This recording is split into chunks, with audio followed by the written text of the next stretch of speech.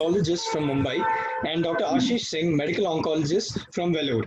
And the panelists are Dr. Hemang Bakshi, surgical oncologist from Ahmedabad, Dr. Sanjay Adla, uro-oncologist from Hyderabad, Dr. Aditya Murli, medical oncologist from Bangalore, Dr. Adwaita Gore, medical oncologist from Mumbai, Dr. Sumit Goyal, medical oncologist from New Delhi, and Dr. Sharmila Agarwal, radiation oncologist from Mumbai. Over to you, sir. Thank you, Kashish. Thank you, Purvish Parikh sir, Amish, and TP Sau. I've shared the screen.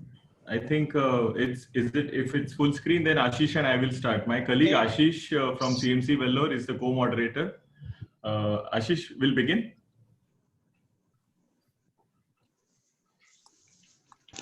So this is the first case, and 61 years male, smoker, hypertensive, ECOG1, abdominal distension, anorexia since 3 months. A CECT thorax abdomen shows a large renal mass, 17 by 20 by 16 centimeters. There is it, the representative images. It's quite large. The infrarenal IVC is compressed by the mass lesion with loss of fat plane, and distal aorta, right common iliac artery are encased about 180 degrees with right perinephric fat stranding and thickening of the lateral fascia. A CT chest film does show 1 centimeter well defined rounded nodule in left lower lobe. It's quite peripheral, metastatic it looks, and abdominal lymphadenopathy as per the earlier scan image.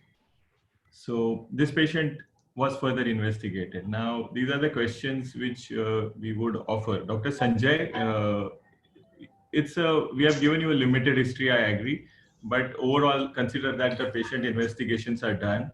What would be your clinical decision? Upfront surgery? Okay, because of his symptoms, I think surgery would be indicated at some point, is the first one. Then the second is the safety of the surgery. From what you have described, I think it is going to be quite a difficult surgery to do it at the outset. So my plan would be, because you have said it's it's blocking the IVC and encasing the aorta. So surgery is going to be difficult. And now he will be in the intermediate at least, if not more, with respect to IMDC criteria. So in the intermediate and high risk, that's one. Second, a high risk surgery. My plan would be to go with upfront medical treatment, and depending on the response at 3 months, I would consider doing a cytoreductive nephrectomy. Dr. Advait, if we go by that, we need a biopsy. So generally, this is actually a very short question to you. Yeah, biopsy, yes. Image guided, I would leave it to the radiologist whether a CT or a sonography, but such a huge mass, a USG guided biopsy would also be possible. Okay. Right. So, sir, if I can just add, Advaita, sometimes we have these patients who actually are having hematuria and their hemoglobin is only 6 or 7. Yes. In that situation, are you happy with your surgeons telling you that, no, I mean, he should not have upfront surgery, or you will insist that he should operate? So if there is someone who has a mass like this on a CT, I'm sure surgeon will also not be too keen on going in and operating.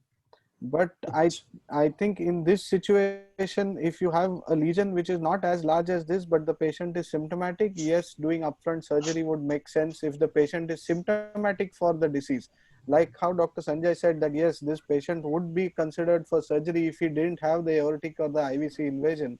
You would probably subject the patient to surgery, given that he has a solitary lung metastasis and just localized nodal disease. And if he was hematuria, I would consider doing an embolization for symptomatic relief.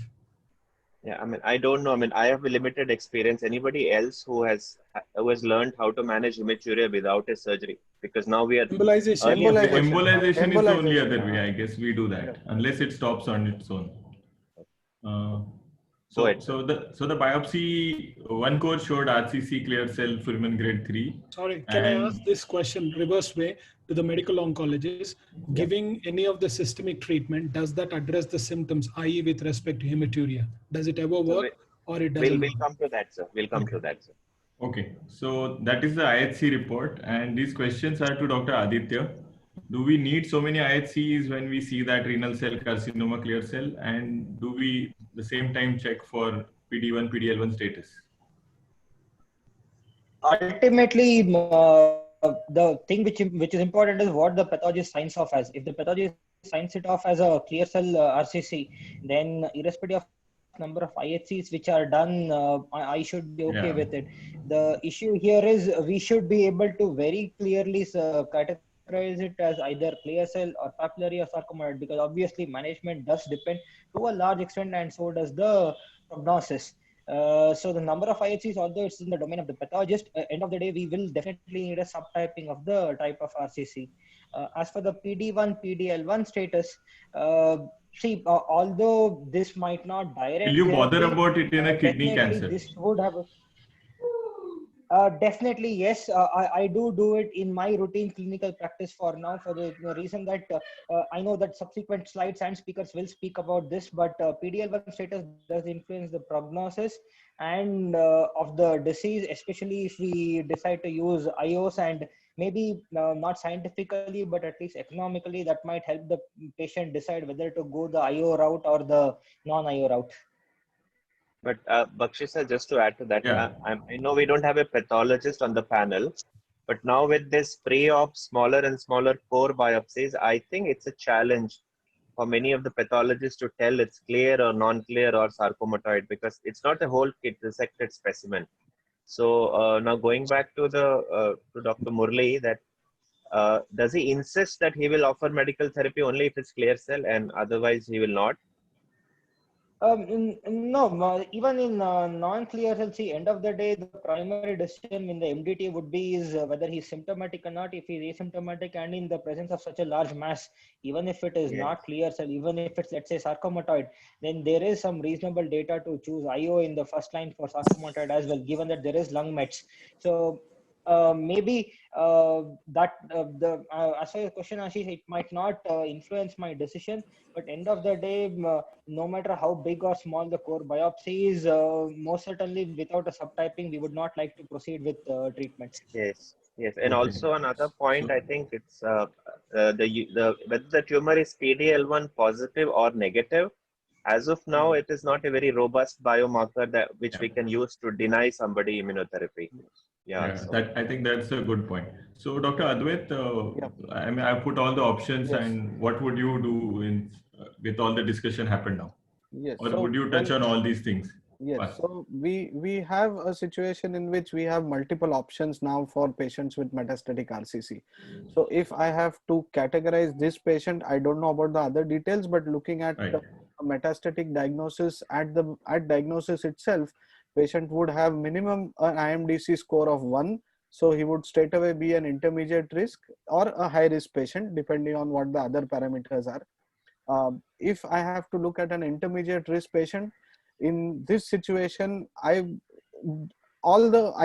top 3 options are the ones which I would essentially discuss. I would not look at IO therapy alone as a single agent as of now, because we know that there have been good data about using sunitinib, pazopanib as a TKI single agent approach that most of us are even using as of today. The role of IO with TKI has been proven in the combination of pembro with axitinib, and also there is use for even using VEGF inhibitors along with IO in certain high-risk groups, and IO combination in terms of Nivo and EP also as a first-line therapy has been recommended for high-risk patients and sarcomatoid histology. So my choice of agent generally still would be to go for a TKI as a first-line therapy, mainly because IO therapy, even though it's great, we would many of the patients on a practical level are not able to go for it, and most of us would end up giving TKI. Between the TKI, my preference would be to use pazopanib because of the toxicity profile. Sure. So, Dr. Advait, keeping cost aside now, because the theme of today is should we change practice? I'm not looking at the cost. Yeah. No. Should we change practice based on the data we have seen in the last 1 year, especially with IO plus TKI or IO plus IO? Do you feel the data is convincing enough for us to offer it to everybody who can afford? See, if you look at the approval for axitinib with Pembro also, if you look at the US data, they are looking into it. But if you look at the UK or the NICE has not yet approved that combination for use in UK. So there is still some amount of doubt even in the regulator's mind whether this amount of therapy is actually going to have a clinical benefit so as to explain to even the governments that yes, this much money needs to be spent on the patient's health when you have other options. But on other NICE hand, we guidelines have. to So for Yeah, high risk patients, I would probably use it. For intermediate risk, depending on how the patient's disease burden is there and what is the goal of therapy, whether you are going to be able to give this patient a good treatment free interval or whether a cytoreductive nephrectomy is No, going to be planned at some stage, we may take that decision. yes. Now here, see, we've No, had I some just of wanted to the. make the point with. No, I just wanted to make the point with Dr. Amish just said that OS benefit has been proven with pembrolizumab in ASCO 2020 as per the updated results. So it might be worthwhile. And as far as why NICE is not yet considered this, a lot of NICE guidelines is got to do with the quality and the financial aspect of things. So if we do leave that discussion aside, IO plus TKI that could probably potentially be a practice changing thing in keeping with today's theme. Also, we've had some of the big names saying that metastatic RCC we can get or even cure in some of the patients where especially low volume disease because the CR rates are like almost up to 30%. So this patient, Ashish, actually yeah, Pembro so, axitinib had a CR rate of about 6% in the study also. It's not 30. Okay, so this patient, assuming this patient will have a surgery and there's got only one tiny met. I mean, I'm just trying to kind of bring on a discussion. Is it worth the cost and the toxicity, or should we just give TKI and then just go ahead? Anybody else, and then we move on. So is it that patient affords pembroaxitinib, he goes for it, and then we have a delayed surgery? See, the issue about doing surgery in this situation, when we look at the Carmina study, it is for patients who have received sunitinib. We do not know the data of what is happening regarding cytoreductive nephrectomy in patients post immunotherapy. Of course, pembroaxitinib would be an option for this patient if we are looking at a deeper and faster response, but we definitely know that TKIs are the one which actually are going to bring about a rapid response and not the IO. So I think it will be a matter of discussion whether you would want to add the IO agent along with the TKI or whether you look at TKI, look at the response at 3 to 4 months period and then look at possibly doing a cytoreductive. So Ashish, given a free say today, would you, as a practice changing on basis of the recent data, give axitinib pembro or continue with sunitinib, or we have both the options available clearly?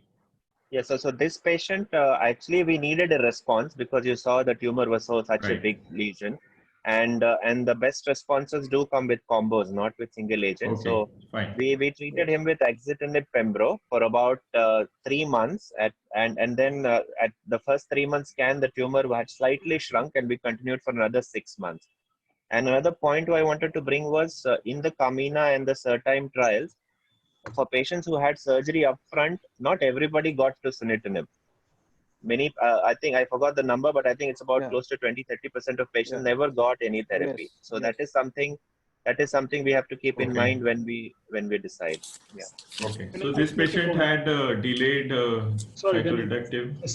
If we look at the Certime trial as well as the ASCO update of the Carmina trial, what they looked at in the ASCO update was patients who underwent nephrectomy in the sunitinib arm. And when they compared the patients who underwent delayed nephrectomy in the sunitinib arm, they performed much better compared to sunitinib alone. It was almost 40 months to 12 months. So I think at some point we'll be going for cytoreductive nephrectomy after the initial, whatever the medical treatment for the patients who have responded. I think maybe that is the current practice change. might become standard. Yeah. So we have Tongaonkar sir. Sir, you can have your final I think should we continue with the discussion? Yeah. Okay. Sir, I put on the chat group. So delayed cytoreductive nephrectomy done. And here his HPR has been residual papillary renal cell carcinoma type 2, tumor necrosis grade 3. Most of the other things are absent. So see, there is a change here. I mean, that biopsy, as somebody had said, it was represented slightly different, but there was apparently a response on axitinib pembro. There was a point question, Ashish, here, whether if it was initially papillary renal cell type 2, what one drug would have been used? Was it sunitinib or was it a combo?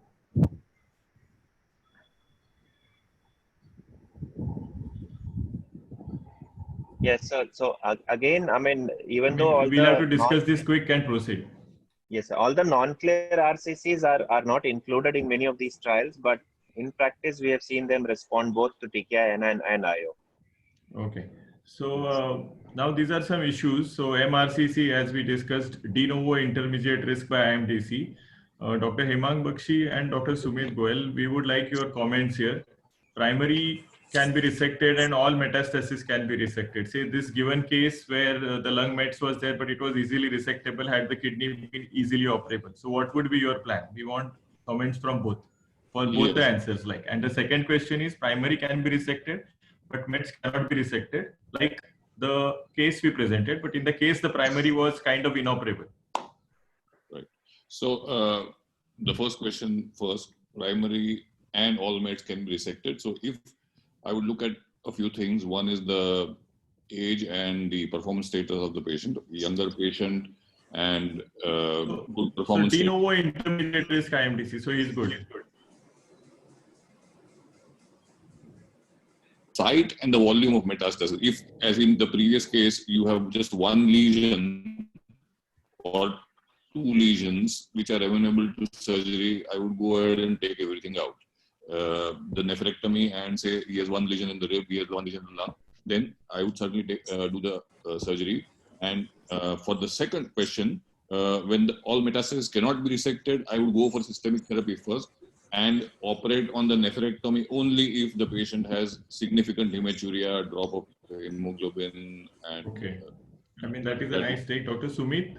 Yeah, I agree with Dr. Dr. Hemang. If the primary and all metastasis can be resected, I will be, yes, oligometastatic disease can, my choice will be definitely to go for surgery first and doing the metastectomy if possible at the same time. And coming to the next type, if primary can be resected, but other mets cannot be resected, this patient is de novo intermediate risk type.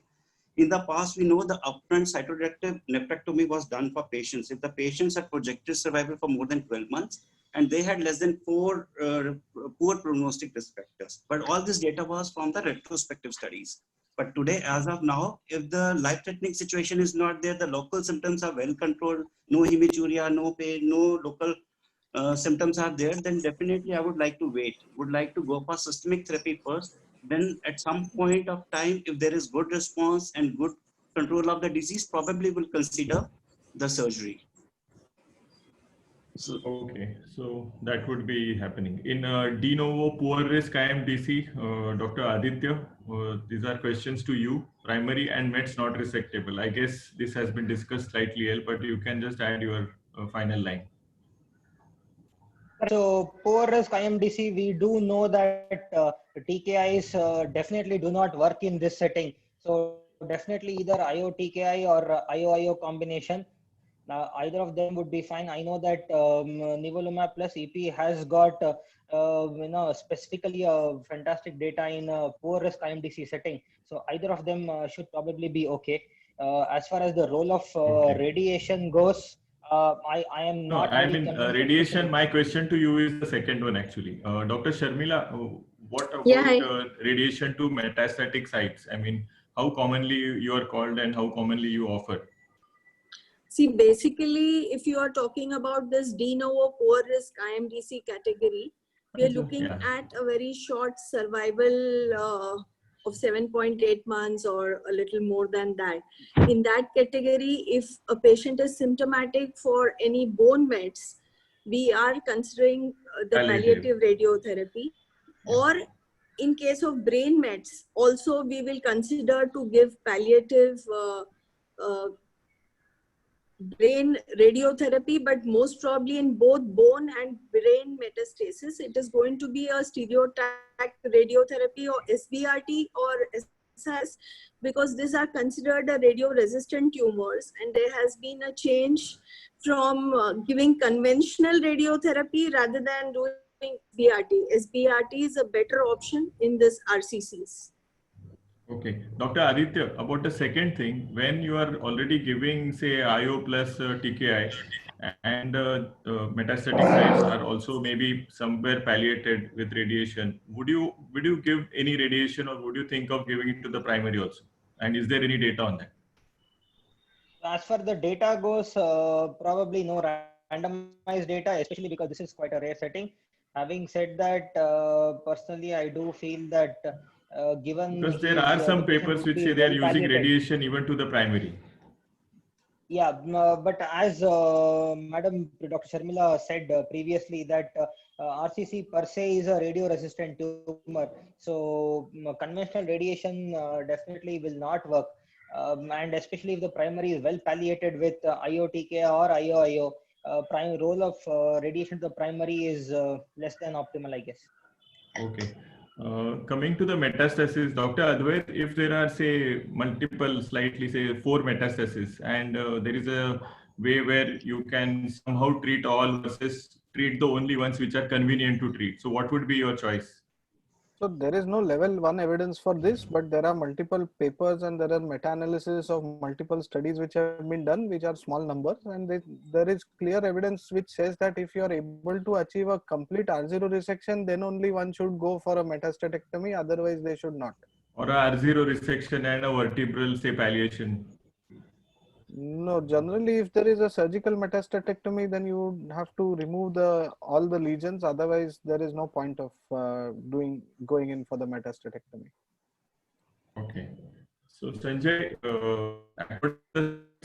comment? The better ones are generally the adrenal, probably the ribs, and lung to an extent. The more difficult ones would be pancreas, if and when we do see them in the pancreas. So they are resectable, but you just maybe prognosis-wise also pancreas, lungs, and liver and brain are the bad ones. Yes. Dr. Sharmila's opinion we have taken. What I meant to Advaita in the first thing is that Sanjay versus radiation means if we have these two options of dealing with the metastasis, although the heading is it will be metastasis. So where and which one is it that surgery is always preferable? You both can give your comments. Sanjay and Dr. Sharmila. I agree with you. I think with the onset of SBRT, we are looking at the morbidity of doing surgery. So is it just about removing part of the pancreas? I think any of these symptoms are accessible, but how are we going to leave the patient? And without conclusive evidence that excision is much better compared to SBRT of these regions, I think they are almost similar, but different to the site and the morbidity that we are going to leave the patient. Sure. Thank you, sir. We have another interesting TCC of our track. We'll move to that because of positive time. Okay, so we move the TCC. Ashish, yes, we move ahead to the TCC, yeah? Okay. So a 55-year-old lady presented with right flank pain for 2 years and complaint of intermittent bone micturition. No hematuria, IUTs or any other things, complaint of loss of weight, appetite, and hypertension. So these are the representative images. Dr. Hemang, these are all questions to you. Like, what do you suspect about disease based on imaging? Would you biopsy or opt up? And if role of urine cytology? So it's a large heterogeneous mass, mainly occupying the medial part of kidney, probably all your pelvis as well. So my first two differential would be an RCC versus a urothelial. Either way, I'm going to take it out. There are no metastasis. So I would not do biopsy because the biopsy would not change my treatment. Surgery is the treatment choice. I would take this out. And the third question is if hematuria role urine cytology, yes, definitely, because positive cytology has definitely got a value. It would suggest a higher urothelial carcinoma, and then I would need to do nephrectomy with drug toxicity. So this patient had undergone right open radical nephrectomy, and it was PT4N1 high-grade urothelial lymphocytic invasion present. Distal ureteric section margin CIS, 1 out of 2 hilar lymphocytes involved, and cystoscopy not. So what will you do next, Dr. Sanjay? Completion surgery or adjuvant treatment? Okay, completion surgery with respect to doing the distal ureterectomy, again, it has got a significant morbidity associated with it. That's one. The involvement of the lymph nodes, that's what makes me think that this is not a localized disease that I'm going to treat just with surgery. So I would like to go on the line of adjuvant treatment because now we've got level 1 evidence that adjuvant treatment is more helpful. And it's only CIS. We're not talking of invasion of the low ureteric one. So I would put the combination surgery in the back burner, go on the line of adjuvant treatment. Dr. Aditya, adjuvant treatment, cisplatin versus carboplatin, any quick decision? So the trial which came out recently, that was probably the first trial to promote upper urothelial tumors. But they told that both of them, both cisplatin and carboplatin, do make a difference. Of course, the trials they take that patient were ineligible for cisplatin. Only they went to carboplatin, so it was not direct effect of And carboplatin. if chemo is received, if So chemo, just one thing is that if you look at the forest plots, the hazard ratio for cisplatin was probably better than carboplatin, but then you expected it. So either of them should be okay, but given a choice, cisplatin is definitely better. But it's more after chemotherapy, further surgery would be required. What is your take on it? Pardon? Sorry, it's because of high grade tumor in the upper tract. There is a 30 to 40% chance that the patient will have blood tumor because of we're talking of high grade T3, T4. So patient is going to need bladder surveillance. At the same time, I would keep a surveillance of ureter rather than just going in and doing a ureter because. So very quick small question: surveillance of the ureter by imaging or ureteroscopy? Both. Okay. So we have a lot of questions in chat box. If suppose this patient had obviously a large nose and urine cytology was positive, so my medical oncologist right now, are you comfortable in giving this chemotherapy neoadjuvant, or would you still go ahead with surgery upfront? I think should we discuss this slide because I think it will come here. Yeah, so I would be comfortable giving neoadjuvant chemotherapy. I think in such situations, one has to go by how the creatinine clearance is and then decide whether the patient will be eligible for cisplatin or carboplatin. I generally take a GFR of 50 as a cutoff for cisplatin. Anything less than 50, I would go for carboplatin. All my surgery colleagues, do you commonly find that after one nephrectomy, the GFR would come down or constantly the creatinine may go up in the first period, and can that impair delivery platinum? I think that it actually goes down because wherever is the tumor, there is a good amount of functioning renal parenchyma around, and it does contribute in the total GFR which we calculate pre-surgery. So, should I ask Adit the same question? Adit, I think the first three questions actually were for you only. Okay. So you answered that answer with the neoadjuvant or comfortable. So you say pros and cons, like, because there are questions on this in the chat also. Yeah. So in neoadjuvant setting, you would definitely want to downstage this disease, especially if there is a large nodal burden. And if the tumor size is also quite large and the surgical team is not really keen on going immediately, as I said, with nodal burden, it's better to shrink the disease with help of neoadjuvant therapy.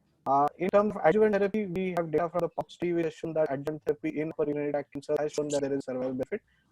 There is also data on looking at IO as maintenance therapy, but however, the data is not as much mature as of now.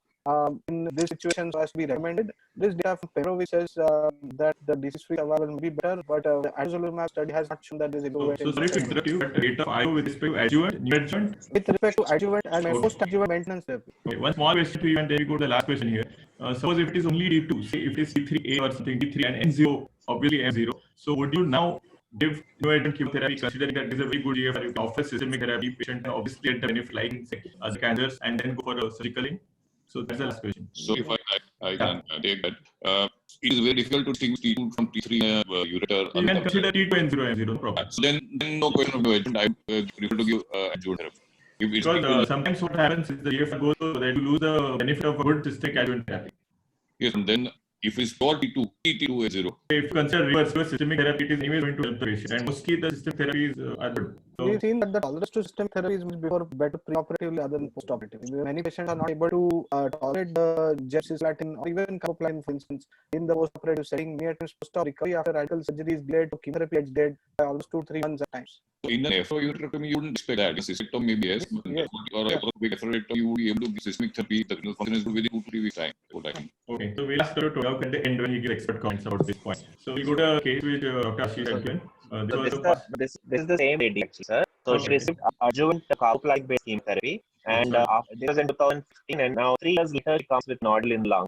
Obviously, this is metastatic. So we have only about 10 minutes left. So I want maybe a from medical oncologist colleague to take a question on how would approach this patient now. And just the slide, the previous slide actually did show that this lady's creatinine after surgery went up. And right now her creatinine is, like, if you can see, this is between 1.8 to 1.8 to 2. Yeah. So she received carboplatin adjuvant, and now she's cisplatin eligible. So Dr. Advaita and Dr. Aditya, how would approach and what would be the choice? So you can sum up in the next 10 minutes the treatment of advanced disease. So I think cisplatin ineligible, if you look at GFR as less than 50, if patient is cisplatin ineligible, but if patient has received carboplatin 3 years back, it might be worthwhile recalculating carboplatin to this patient. The other option, if patient is not ineligible or carboplatin, that is for patients who have GFR less than 30, I would look at IO as single agent for these patients. Sure.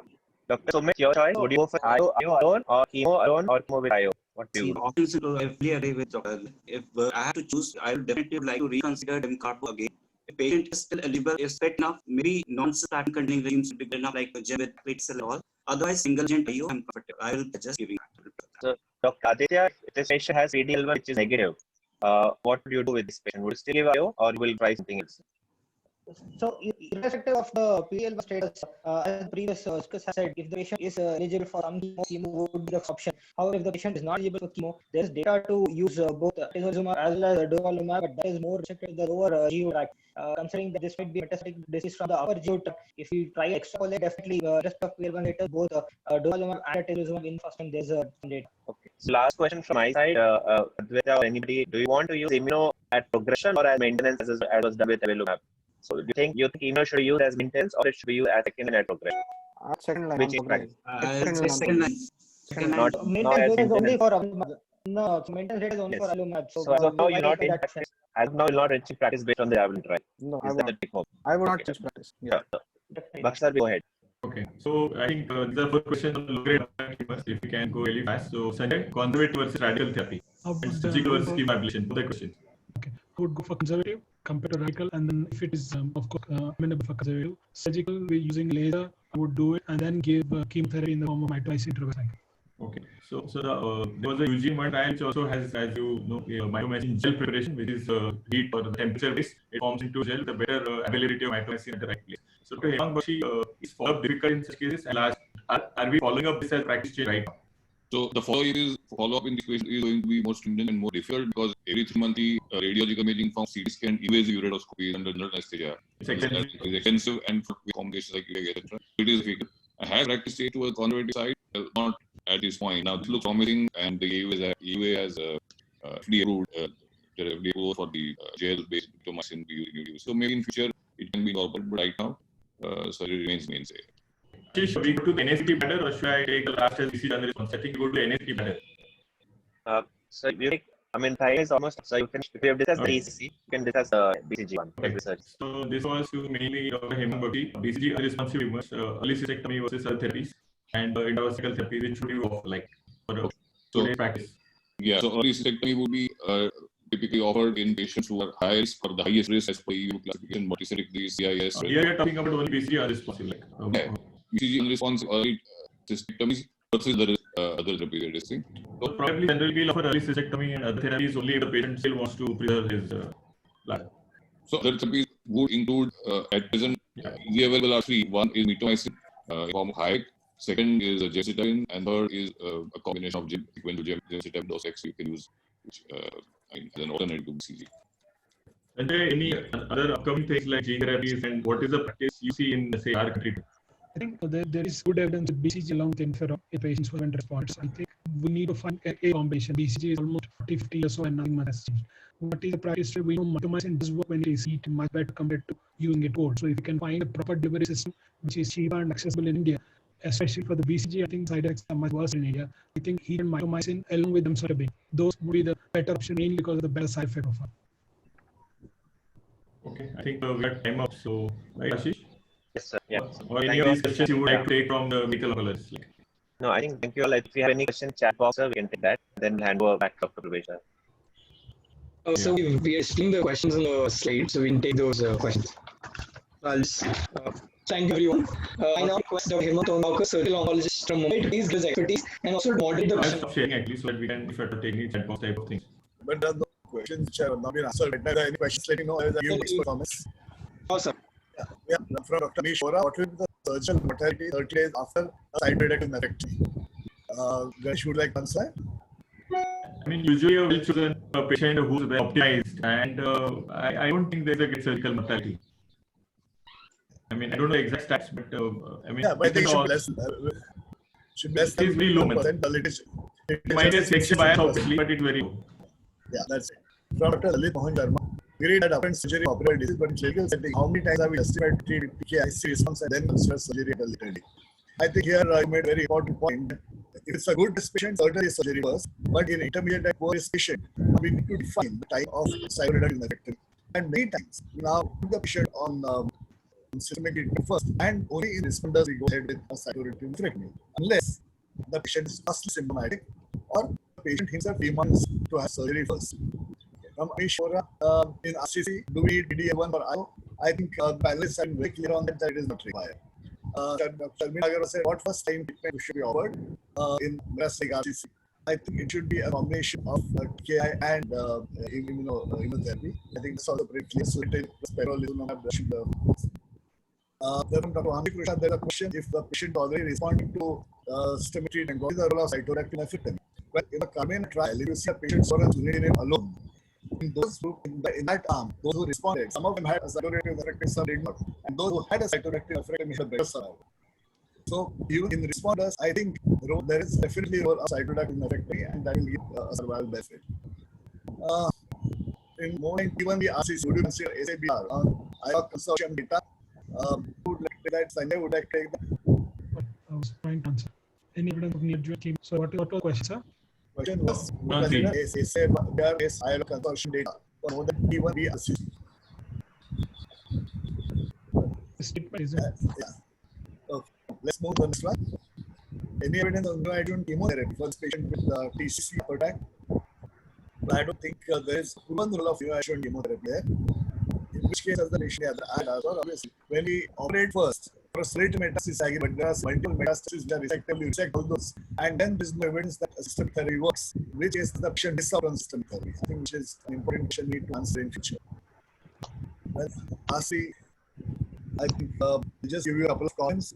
That from the Carmine and Certain study today, we know that in good risk patients, there is definitely a role of cytoreactive effect upfront. In intermediate and worse patients, I think the patient should have systemic therapy first. But at the same time, you should do a cytoreactive effect in this process, especially if the patient is symptomatic or has large tumors.